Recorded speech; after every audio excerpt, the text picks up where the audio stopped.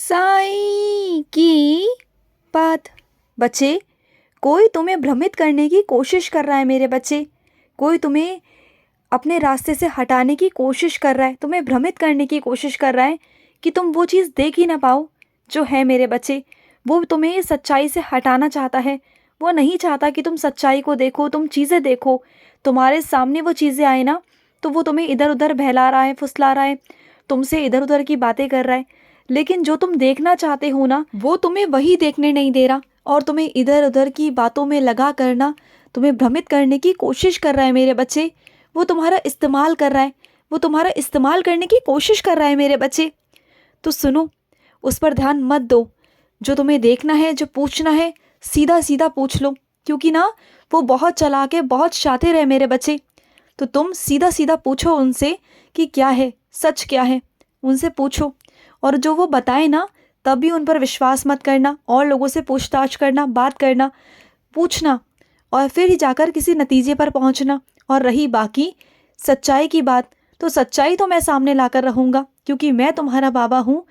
जो तुम नहीं देख पाते ना, मैं तुम्हें वहाँ तक भी लेके जाता हूँ, उस जड़ तक लेकर जाऊँगा। तुम चिंता मत करना, लेकिन बस तुम उन लोगों से सावधान रहना, ठीक है ना।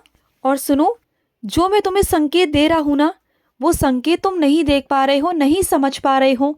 मैं तुम्हें बार बार संकेत देने की कोशिश कर रहा हूँ मेरे बच्चे। मेरे संकेतों को समझो। जो मैं तुम्हें संकेत दे रहा हूँ ना, उसे समझो मेरे बच्चे। और सुनो, जब तुम कभी कभी साईं सा चरित्र को हाथ में पकड़ते हो ना, तो तुम्हें कभी कभी ऐसा महसूस हुआ है ना कि वो साईं सा चरित्र में वजन नहीं, वो एक फूल की तरह है ना। एक फूल की तरह वो तुम्हें हाथों में लगती है कभी कभी। वो मेरा अनुभव होता है मेरे बच्चे। मैं तुम्हें एहसास कराता हूँ कि मैं हूँ। तो वो साईं सा चरित्र है ना मेरे बच्चे, वो एक फूल के समान हो जाती है, बहुत हल्की। तुम्हें ऐसा लगता है कि जैसे तुमने किसी फूल को पकड़ रखा है, ऐसा लगता है ना। तो बस वो मेरे होने का आशीर्वाद है मेरे बच्चे। और तुम्हें ना कई बार ऐसा मन में भाव आया कि सच में साईं हैं या नहीं है, लेकिन साईं है मेरे बच्चे, मैं हूँ। और सुनो, तुम्हें ना तेल की भुनी हुई चीज़ें, तली हुई चीज़ें खाने को सख्त मना किया गया है। लेकिन क्या है ना, तुम्हारी जीभ ना बिल्कुल इतनी ललचाती है कि मैं क्या ही बताऊं तुम्हें। जब भी तुम्हारे सामने कुछ तली भुनी ये चीज़ें आ जाती हैं ना, तो तुम अपने आप को रोक नहीं पाते हो। सोचो, अगर तुम अपने आप को इतना बड़े होकर रोक नहीं पाओगे, तो बच्चों को कैसे कुछ करने से रोक पाओगे। तुम खुद पर ना थोड़ा सा रोक लगाओ, अपनी जीभा पर रोक लगाओ, क्योंकि ये तुम्हारे लिए सही नहीं है। तुम्हारे लिए जहर है ये, जहर। इस बात को समझो। ये थोड़ा थोड़ा कर कर ना, ये तुम जो धीरे धीरे जहर खा रहे हो ना, ये अच्छी बात नहीं है। जिस चीज़ की रोक टोक है, वो रोक टोक है मेरे बच्चे। और तुरंत उदी लो, खड़े हो जाओ, उठो, और जल में डालकर उदी लो मेरे बच्चे, तुम ठीक रहोगे। उदी ले लिया करो। उदी लेने में सोचा मत करो। और उदी लेने का ना कोई समय नहीं होता कि तुम्हें सुबह लेनी है या शाम को लेनी है। तुम उदी मेरी कभी भी ले सकते हो, कभी भी। और सुनो, मेरी उदी को ना एक रक्षा कवच बनाकर अपने गले में या अपने हाथों पर बांध सकते हो मेरे बच्चे। और चाहो तो शरीर में कहीं भी बांध लेना, क्योंकि मेरे बच्चे, अगर मेरी उदी तुम्हारे पास होगी, तो वो तुम्हें हमेशा रक्षा कवच बनकर तुम्हारी हमेशा रक्षा करेगी, और लोगों की बुरी नज़रों से, बुरी चीज़ों से तुम्हें हमेशा बचाएगी मेरे बच्चे, हमेशा। और सुनो, जल्दी जल्दी मिठाई तैयार कर लो मेरे बच्चे। तुम्हें बहुत जल्दी अपने साईं को मिठाई खिलाने आना होगा। अब पता है क्यों? क्योंकि तुम मुझे खुशखबरी सुनाओगे, अपने मुख से आकर मुझे खुशखबरी सुनाओगे, और वो खुशखबरी तुम्हें मैं ही दूंगा। एक ऐसी खुशखबरी जिसे सुनकर ना तुम्हें बहुत खुशी होने वाली है, बहुत खुशी। तुम फूले नहीं समाओगे। ऐसी खुशी जिसके पीछे तुम बहुत सालों से लगे हुए थे ना, बस वही खुशी तुम्हारे पास आने वाली है। और तुम ना मेरे पास आना भूलना मत। ये मत सोचना कि साईं आपका मंदिर तो इतना दूर है और मैं नहीं आ सकती या मैं नहीं आ सकता। ये मत कहना, तुम्हें आना होगा। मैं भी तो तुम्हारी हर ज़रूरतों को पूरा करता हूँ ना। मेरे लाखों करोड़ों बच्चे हैं, इनमें से मैं तुम्हारी चीज़ों पर भी ध्यान लगाता हूँ ना, तुम्हें भी देता हूँ ना, तुम्हारी इच्छा भी पूरी करता हूँ ना। मैं तो कभी नहीं कहता कि मेरे इतने सारे बच्चे हैं, मेरे पास समय नहीं। मैं तो कभी नहीं कहता। तो फिर तुम क्यों कहते हो? तुम बाजार जाते हो और भी काम करते हो ना, तो क्या मेरे पास नहीं आ सकते तुम?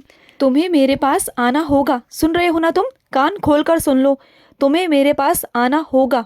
और सुनो, तुमने कोई गलती नहीं की है, बार बार अपने आप को खुद से गलत मत कहो।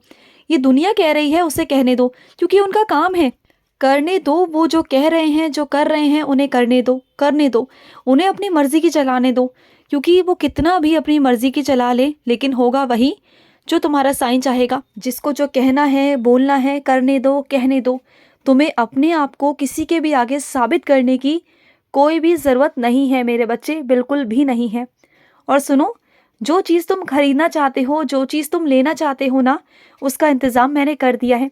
और उसी तिथि पर तुम लोगे जिस तिथि को तुमने चुना है मेरे बच्चे। जो तिथि तुमने कही थी मुझसे कि साईं मुझे इस तिथि तक लेना है, तो उसी तिथि तक तुम्हारा सारा काम हो जाएगा। तुम बिल्कुल चिंता मत करना। अब तुमने मुझसे जो कह दिया है, अब सारी जिम्मेदारी तुमने मुझ पर जो डाल दी है, अब मुझ पर जिम्मेदारी आई है तो मुझे निभानी तो पड़ेगी ना। तो बस मैं वो सारी जिम्मेदारियां निभाऊंगा, चिंता मत करो।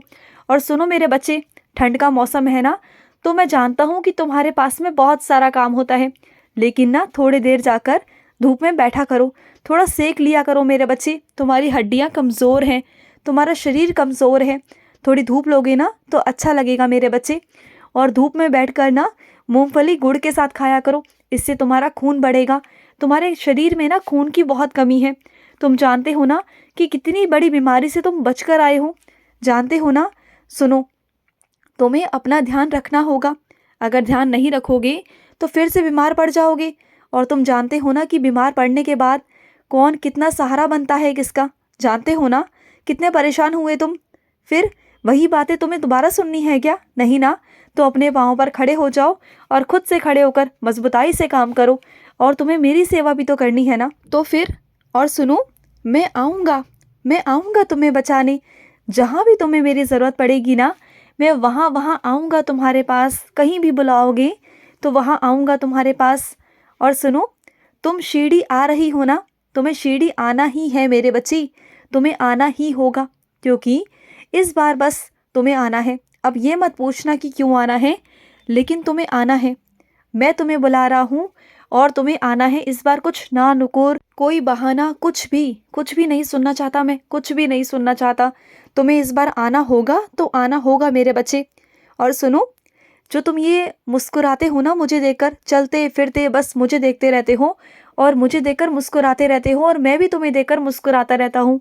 तो बस मुझे यही तुम्हारी मुस्कुराहट चाहिए, यही तुम्हारी प्यारी सी मुस्कुराहट हमेशा तुम्हारे चेहरे पर बनी रहे। मैं बस इसी का तुम्हें आशीर्वाद देता हूँ मेरे बच्चे, ढेर सारा आशीर्वाद देता हूँ कि हमेशा तुम्हारी इस तरह से मुस्कुराहट बनी रहे मेरे बच्चे, हमेशा हमेशा। और सुनो, जो काम धीरे धीरे हो रहे हैं ना, उसे धीरे ही होने दो, जल्दबाजी मत करो, नहीं तो सब कुछ गलत हो जाएगा। आराम आराम से करो, ठीक है ना। जो काम धीरे धीरे होगा, धीमी गति से होगा, आराम से होगा, वो काम अच्छा होगा। सुन रहे हो ना तुम? जो काम जल्दबाजी में होते हैं ना, उसमें तुम कुछ चीज़ें भूल भी जाते हो, है ना। और सुनो, तुम अपने शहर से बाहर जा रहे हो ना, तो एक काम करना, मेरी उदी या फिर साईं सा चरित्र अपने साथ लेके जाना। और अगर तुम्हें लगे ना कि मैं साईं सा चरित्र कैसे लेके जाऊंगा, तो उदी लेकर जाना, मेरा नाम लेकर जाना और मेरे आगे दिया जलाकर जाना। जब भी घर से निकलोगे तो मेरे आगे दिया जलाकर जाना और मेरे लिए कुछ भोग प्रसाद का रख के जाना। मुझे ना तुम्हारे पीछे से बहुत भूख लगती है, तो मुझे कुछ खाना होता है, तो मेरे लिए कुछ भी रख कर जाना, कुछ भी, जो भी तुम्हारे पास बना हो या कुछ भी, कोई मिठाई हो, कुछ भी रखना ज़रूर। खुश रहो। आज का रात्रि साई संदेश समाप्त हुआ।